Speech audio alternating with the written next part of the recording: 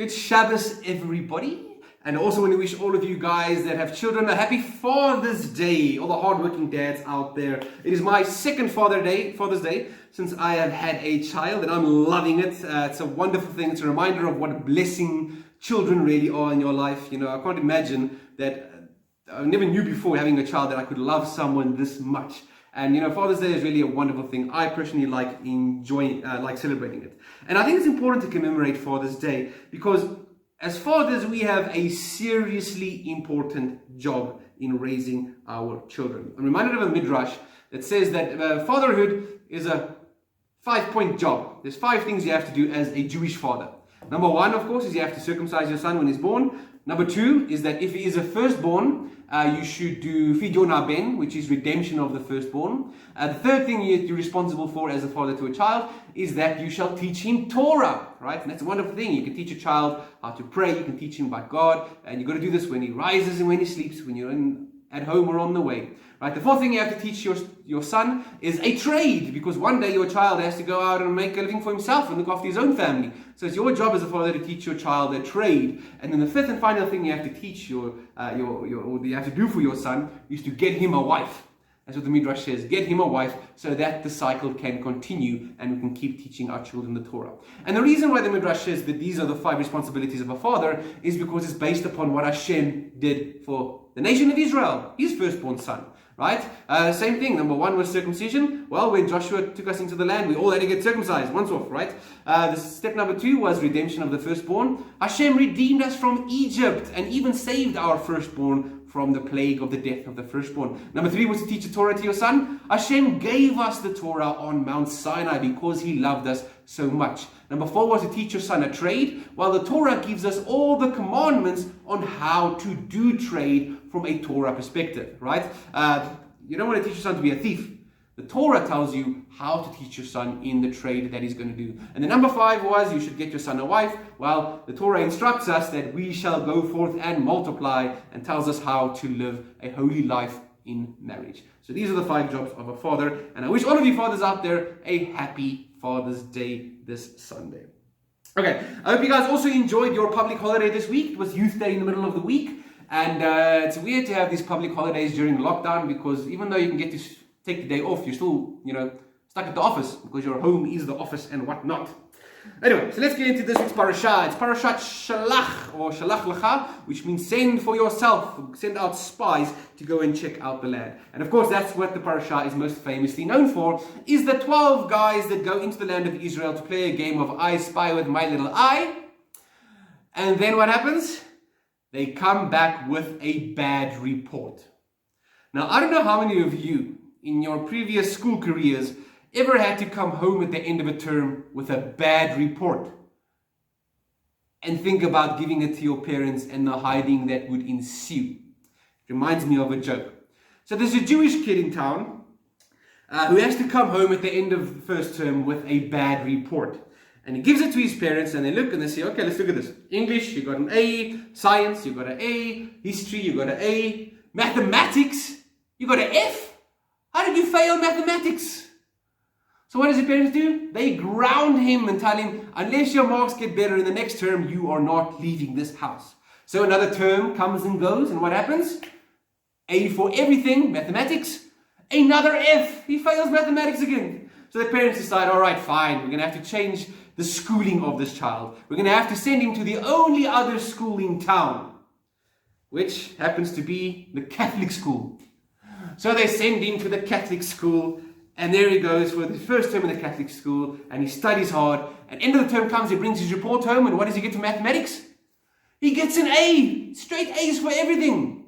The parents are so proud of him, giving a pat on the back, telling him he's going to get some reward, no more lockdown for him in his grounding, and they are very proud of him. But the father asks him, son, please explain to me, what changed at this school that your math mark increased so dramatically? And he says, well, Dad, you see, it's because of the only other Jewish child in that Catholic school. And the dad says, what? There's another Jewish child in the Catholic school? He says, yeah. When I saw the Jewish child hanging on the wall, nailed to a big plus sign, I realized these Catholics are serious about their mathematics. There's a joke for the week. Okay, let's get back to this week's parasha. So the 10 spies give the bad report to the whole nation, and the whole nation is, of course, disheartened by what they hear. So much so that they want to appoint new leaders to take them back to the land of Egypt, which, if you think about it, it's not a bad idea. The leadership in Egypt has been decimated, right? Everyone fears the Jews. If you go back there, you go back to a position of power. But it led them so far that they, in fact, wanted to stone Joshua and Caleb before going back. This is the effect that the fake news media has on us, that it can distort the minds of an entire nation to actually go this far as committing murder.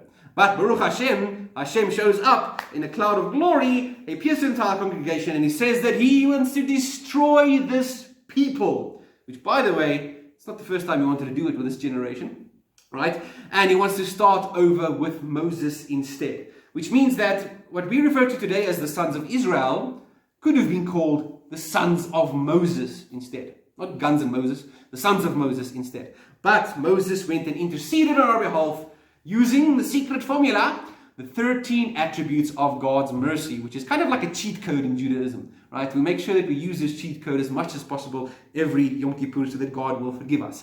And then Hashem eventually says, all right, Moses, but he decrees that he won't wipe out the nation immediately, but the nation will no longer be allowed to enter the promised land of Israel, and they will all end up dying in the desert. It's a rough parasha. Right, the parasha also continues with a few other laws. Laws about the offerings, laws about challah. There's the story of the man who broke the Sabbath by going to pick up sticks on the Sabbath, and he gets the death penalty for it. And then it also ends off with the commandments of wearing tzitzit. So that is our parasha for this week. Now, today, I want to share with you a midrash or an interpretation about the gentleman who broke the Sabbath in this week's parasha by picking up those sticks. And this midrash, this interpretation, is going to change your traditional view of this poor soul who dies in this week's parasha. Now, it's clear from the text that the guy did perform a willing sin, and there were people that warned him not to do it, and they eventually had to bring him to Moses. He knew very well what he was doing, and he got what he had coming his way, right? And the lesson of that story on the Peshat level, the basic level, is pretty simple, right? Do what God says or else. But I don't think you guys need a lesson in that. We all know that, right? If God says don't do this, then we shouldn't do it. Today I want to look at the story through a different lens and see what we can learn from it, maybe apply to our own lives from the story. So let me start by asking you to place yourself in the shoes of that generation that came out of Egypt. Imagine you were one of them, right? You grew up under slavery, remembering this promise that God made to your forefathers, Abraham, Isaac, and Jacob, that one day he would bring you out of Egypt to your own promised land, the land of Canaan, a land flowing with milk and honey. As a slave, this is the one piece of hope you get to hang on for, that keeps you alive and gives you a reason to wake up every morning. And in an instant, your life's purpose changes from meeting the quota of bricks for the day to now being set free from Egypt and slavery and on your way to that promised land that you've always yearned for. In an instant, you witness these miracles that God brings, right? The 10 plagues, and you stay safe. He protects you, and he brings you out of the land of Egypt, right? But as you're running away, for the first time in your life, on your way to the destiny, which is this promised land, you run into a little problem. There's a sea in front of you, and behind you is this marching army of Egyptians coming after you. And what does Hashem do for you? He splits the sea so you can walk on dry land. You get to the other side, and he drowns all your enemies. You can see your enemies lying dead on the seashore. Wow. If you needed any more proof that God's on your side, this is it. You're on your way to fulfilling that promise that God made to your forefathers, that you will have your own land of milk and honey, right? It's that dream that your mother always told you in the bedtime stories, that one day God's going to take our nation to its promised land. And now you're finally on the way. You've crossed the sea. Your enemies are done away with. It's a simple journey up the highway to get to the promised land, right? But then, when God gives you the 10 Commandments on Mount Sinai, and this wonderful revelation where the God, the creator of the universe, speaks to you and you can all hear him, you get a little bit impatient and you build a golden calf, right? Oops, Not the most honorable moment of our history, but these things happen to humans. And God wants to wipe us out, but thank goodness Moses goes and intercedes for us, right? And we get forgiven, and God says, okay, fine, right? That is, that's a big moment in our lives. We almost lost everything that we've been dreaming of our whole life long, making it to the promised land. But God forgives us when Moses uses the 13 attributes of mercy. So what happens? You build the tabernacle, a place for God to dwell, a place where you can bring your offerings, and you get excited because you found a way to draw near to God. And God says this tabernacle will go into the promised land, to the place where His name dwells. And He tells us that when we're in the land that we've been promised about, that we have to go to the tabernacle, to appear there 3 times a year on the festivals, to bring our offerings to Hashem, because He's going to bless our land and our prosperity and the farms that we're going to get in the land of Israel. Right, and the rest of the Torah gets given with Parashat Mishpatim. We get tons of commandments about how to live in this promised land that we are about to enter. And I don't even notice that all the laws that we find are, the majority of the laws are only applicable once we enter the land of Israel. So here we are, we're learning about the laws, preparing ourselves for that day when we eventually enter the land, right? And then this week's parasha comes around. We get so anxious, so excited about entering this promised land, finally, that we've always heard about, that we decide to send 12 scouts to go and check out the land, and they come back with a bad report, and we hear them. And then what happens to us? Put yourself in their shoes. God vows that you will not enter the land, and you're destined to die out in the wilderness. This land that has been your dream, your lifelong dream, that promise that God gave to us. You left Egypt for it. And now in this week's parasha, God says, He vows, you will not make it to this promised land.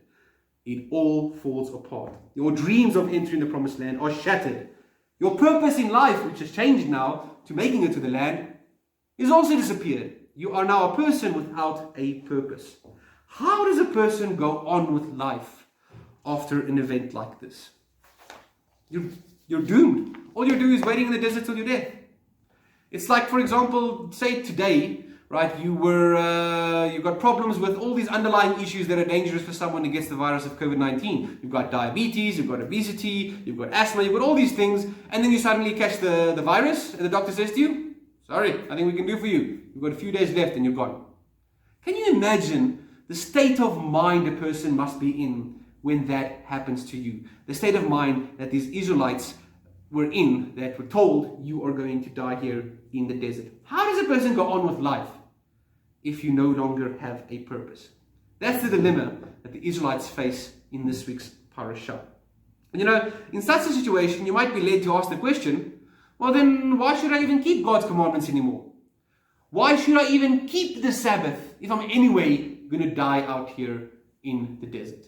And maybe that's what was going through the mind of this guy in this week's parasha, that deliberately goes and breaks the Sabbath, even though people are warning him left, right, and center. Maybe that's the reason. But yet you've got to ask the question, right? Isn't there less painful ways to die in the desert than have the whole community stone you to death? Less embarrassing, more honorable ways to die? Why does this guy go through so much effort to publicly point out that he is breaking the Sabbath? So that it has to be taken to Moses, and Moses has to shoot it upstairs to HQ to ask God what to do with this guy. Why does it go to such lengths? Everyone knew what the punishment for breaking the Sabbath was. It was obviously death. Moses knew that the punishment for breaking the Sabbath is death. God told it to him on Mount Sinai before he even came down to give us the rest of the Torah. So if Moses knew the punishment for breaking the Sabbath is death, then why does Moses take this guy, incarcerate him for a while, keep him in a holding cell, and first ask God, what should we do with this guy who broke the Sabbath? God would tell Moses, go read the Torah. I told you already. Maybe there's something that we're missing, a hidden message over here. Maybe Moshe didn't want to kill the guy because maybe the guy was in fact a good guy and not a bad guy. Check this out. There's a midrash I want to share with you today. It tells the story from a completely opposite perspective to what we are used to. It suggests that this guy deliberately broke the Sabbath to show the rest of the nation, who was now doomed, without a purpose, asking questions about why they should even serve this God, to show these people that the commandments of God are still applicable and still have value for your life, even though you might be thinking, my life is now pointless. It's a different take on it, right? So hear me out. This guy, in fact, in one opinion, is framed out as a martyr for the rest of the nation of Israel. He did it for their sakes. Rabbi Akiva says a similar thing in the Talmud. Rabbi Akiva actually identifies this man. He tells us, oh, we know the name of this guy who broke the Sabbath. In fact, he's famous. A few weeks from now, we're going to read the parasha about his daughters. This guy's name is Tzalofchad. Anyone recognize Tzalofchad? Yeah, it's the guy with the daughters that come to Moses, and they say to Moses, when he's splitting up the land between all the tribes and the inheritance, they say to him, hey, our father died before you could split up this land, and we didn't have any husbands. What's going to happen with our inheritance? And Moses has to go and ask God, and God eventually tells them, yes, of course, they can have an inheritance. Now, when Akiva goes and names this guy Tzalofchad, another rabbi comes and argues with him and saying, hey, Akiva, Tzalofchad was a righteous guy. How can you come and name him as the one who sinned and make such an embarrassment of his name? It's a disgrace. He's a tzaddik. What are you doing? And Akiva replied and said, no, he is in fact a tzaddik. Because in this week's parasha, when the guy goes to pick up the wood on the Sabbath and break the Sabbath, it is Tzalofchad doing it for the sake of the rest of Israel, so that they will see the lesson that God's commandments are still applicable beyond even this life. That's why the story of Tzalofchad's daughters is told, and it records that Tzalofchad was in fact a friend of Moses. Remember, you'll read it in a few weeks from now, but the story of Tzalofchad's daughters, they come to Moses saying, our father was a righteous man. In Korach's rebellion, he did not side with the rebellion. In fact, he sided with you, Moses. And that's why, I say just tell us, Moses had to, instead of just making the rule because he was the leader of Israel, he had to first go to God and ask him, well, what's the rule when it comes to inheritance for daughters? Because Moses had to show that there was a third party involved in the decision. Because if it was up to Moses, Moses could have easily been influenced to rule in favor of Tzalofchad's daughters because it was his friend, because he knew he was a righteous guy who did not partake in the rebellion of Korach's rebellion. So Tzalofchad, he was quite a man. So check this out. Furthermore, the Pnei Yehoshua and the Tosafos in the commentary on the Torah, on the Talmud, point out that this section of the parasha that tells us the story of the Sabbath breaker, for some reason, starts off with what seems to be an absolutely pointless verse. It starts off by saying, the children of Israel were in the wilderness, and they found a man gathering wood on the Sabbath. So they ask the question, well, why does the Torah tell us we're in the wilderness? It's obvious. I mean, we just read that we sent 12 spies into the land because we were still in the wilderness. What's the name of the book we're studying? Bamidbar. What does it mean? In the wilderness. Everyone knows we're in the wilderness. Why does it say the children of Israel were in the wilderness and they saw a man go and pick up sticks on the Sabbath? Because it's pointing out the reason why he went to go and break the Sabbath was directly connected to the fact that these Israelites were now doomed to die in the desert. Which means there are two ways we can see this thing. Either he went and broke the Sabbath because he lost all hope, lost all encouragement in life, and he wanted to just die. Either that's the option, or he did it to change the minds of the Israelites about being stuck in the wilderness. And this is why Tzalofchad merited having the story of his daughters told later on in the Torah so explicitly that his name actually appears there. It's a merit that he actually is the reason why we have inheritance rights for women as well in the Torah. He was a righteous man. Now, this is definitely not the prevailing custom, the prevailing opinion that this guy is a righteous individual, the Sabbath breaker. The Torah is clear that he broke the law. God said he needs to die, and he got stoned for what he did, right? But this opinion, I think, is something in it, a lesson in it that I want to glean for us today. You see, that generation had no more hope of entering the promised land in their lifetime. But what did we learn this year studying the Pirkei Avot? That this lifetime is just an antechamber until the big one, the one that actually matters, the Messianic era and the world to come. That nation was so concerned about this lifetime that they forgot about the lifetime that is still ahead. So what the Sabbath breaker was doing was he was communicating to them, by pretty much sacrificing his life, that their actions still have currency in the Messianic era and the world to come, even though in this lifetime they can no longer enter the land of Israel. He was giving them hope. Regardless of what their fate was in this lifetime, our main storehouse is in the next life, in the Messianic era and world to come. And I think that's a lesson that is hidden in the Sabbath itself as well. Because the Sabbath, we all know, is a foretaste of the Messianic era, the Messianic kingdom, right? 1,000 years is going to be a 1,000-year-long Shabbat. So I'm going to have a really long sermon when we get there. But the Sabbath foreshadows the Messianic era. And this is something that the writer of Hebrews also picks up. The writer of Hebrews gives this really in-depth midrash based on Psalm 95. You should all recognize Psalm 95. We sing it every Friday night when we welcome in the Sabbath. Right,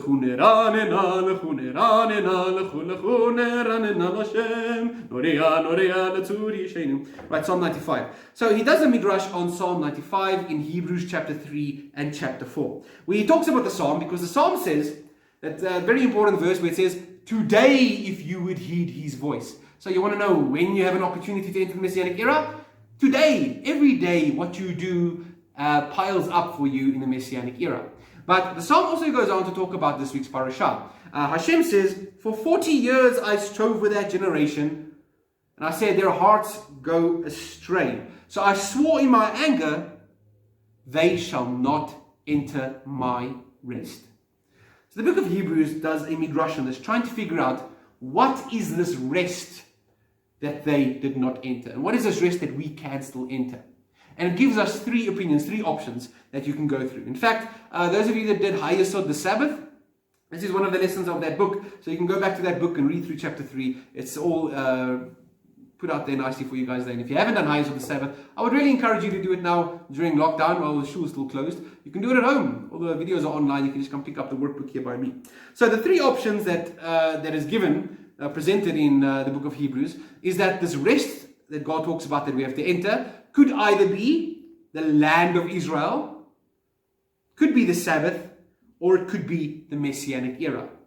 Why could it be the land of Israel? Well, because it specifically says, 40 years I strove with that generation and they did not enter my rest. Right? So logically speaking, what God's talking about is the actual land of Israel. They did not enter that land of Israel. They did not enter his rest. Okay. The second option is the Sabbath, that the rest represents the Sabbath, because the Sabbath is, it's called by Menucha, the Sabbath Menucha, the Sabbath rest that we have. But it's got to mean something more than just the Sabbath rest, because Psalm 95 was written way after the commandment to keep the Sabbath. We've kept many Sabbaths already by the point that we reach Psalm 95, which is telling us, today, if you would heed his voice, you can enter his rest. So maybe it's speaking about something more, and that is option number 3, the Messianic era. Because Hebrews ends off by saying, let us not fall short of it. And it says, a Sabbath rest still remains for the people of God. Psalm 95 wasn't speaking about the past, the Sabbath rest. This midrash in the book of Hebrews is telling us that there is still a Sabbath rest in the future that we can all partake of. And that is the Messianic era. And that's the same message that the Sabbath breaker in this week's parashah is communicating to us.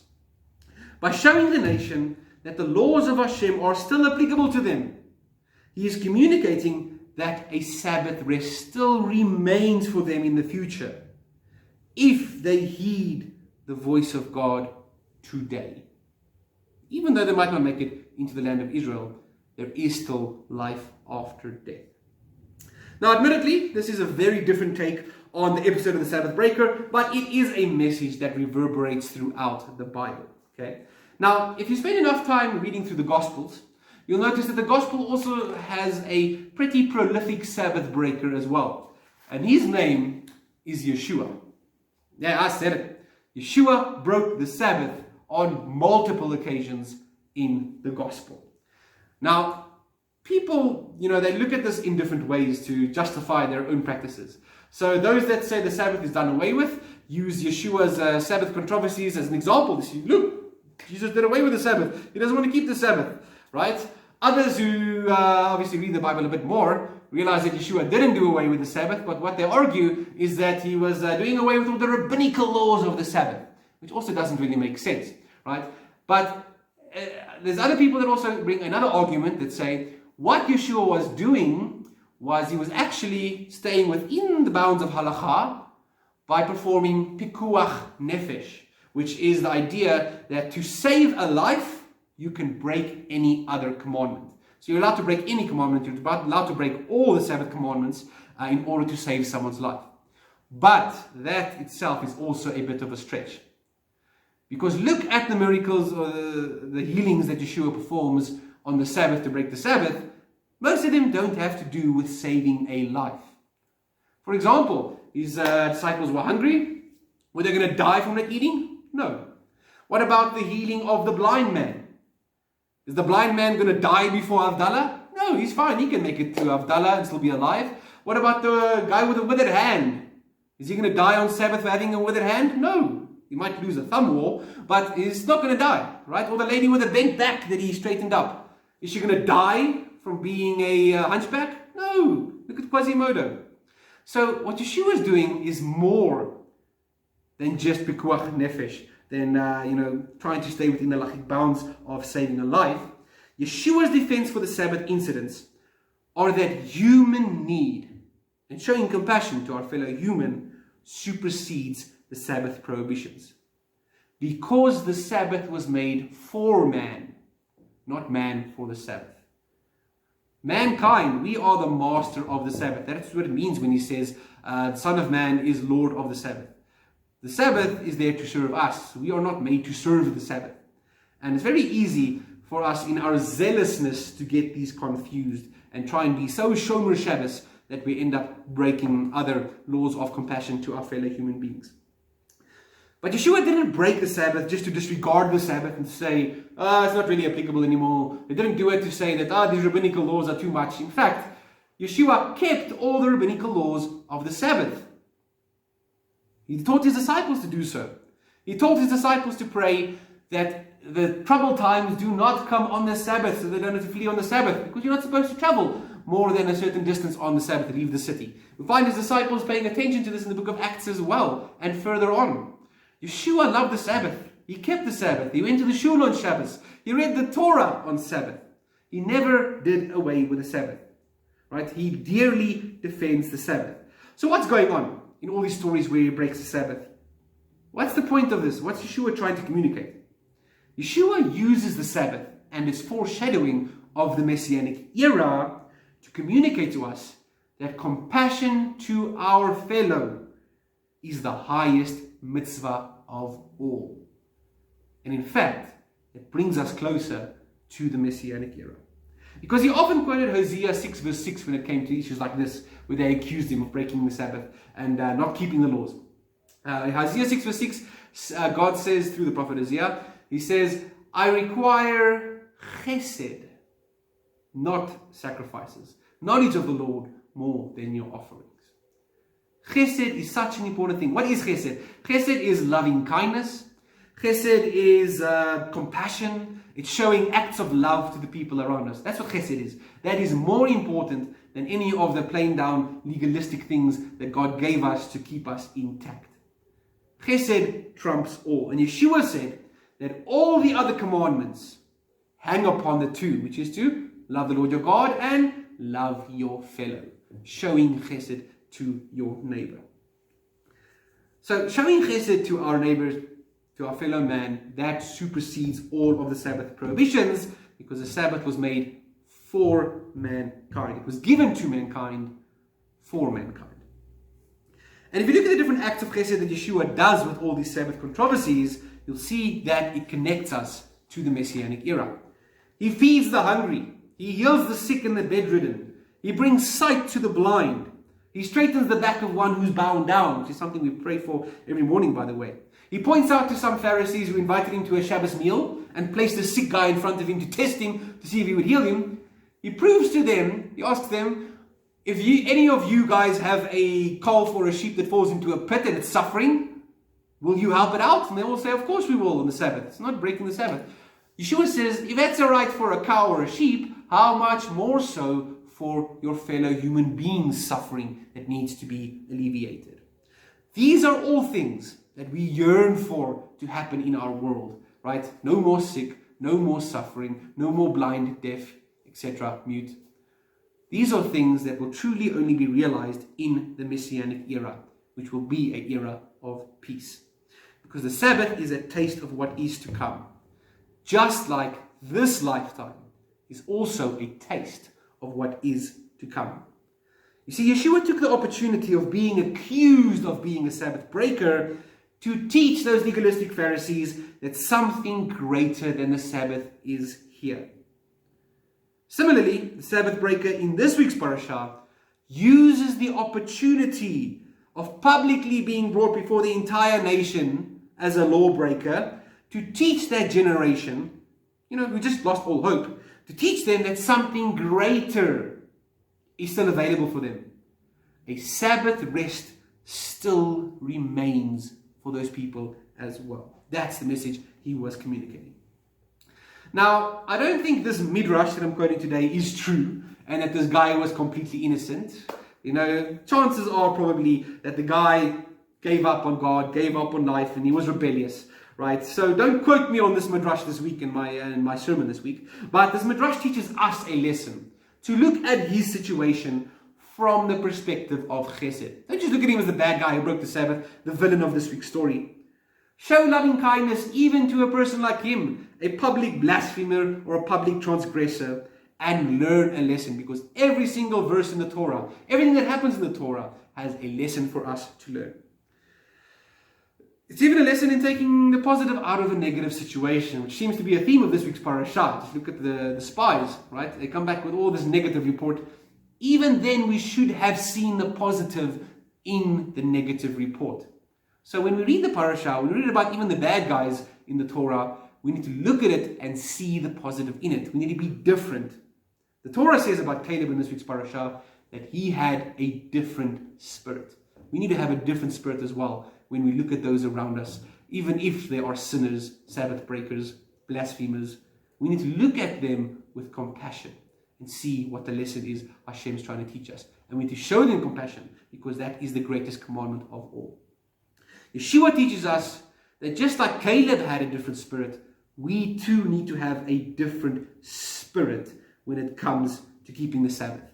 We shouldn't keep the Sabbath just because we're scared of all the legalism of it and we have to keep all the laws, otherwise we've done the Sabbath wrong.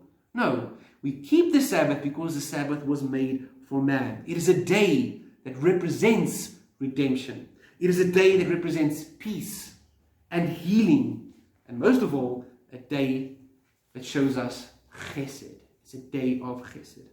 And the weekly Sabbath foreshadows the Messianic era, which is affectionately known in Judaism as Yom Shekulo Shabbat, a day that is all Shabbat.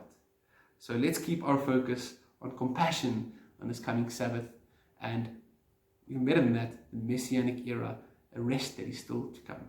Shabbat Shalom.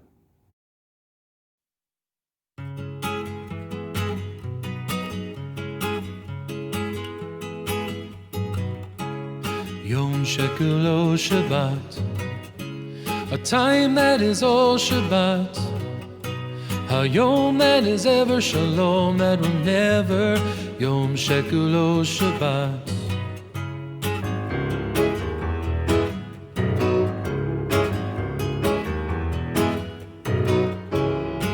The golden glow of two lights escape the past, embrace tonight. Candle flicker at dusk vaguely reveals God's gift for us. The day will come, believe the day will come. The day will come, be sure the day will come.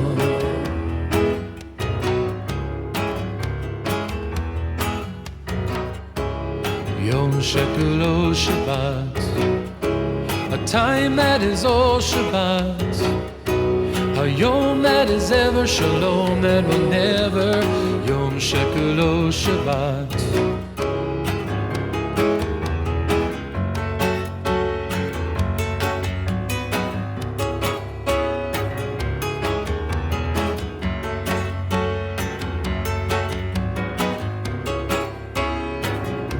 Unto Adam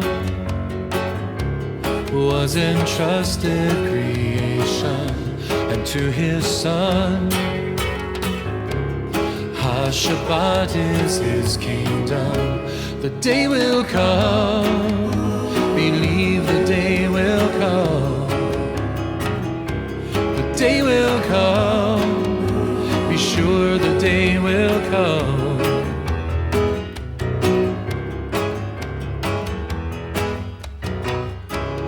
Yom Shekulo Shabbat, a time that is all Shabbat. Hayom that is ever shalom, that will never, Yom Shekulo Shabbat, a time that is all Shabbat. Hayom that is ever shalom, that will never, Yom Shekulo Shabbat, a time that is all Shabbat. Hayom that is ever shalom, that will never, Yom Shekulo Shabbat, a time that is all Shabbat. Hayom that is ever shalom, that will never, Yom Shekulo Shabbat.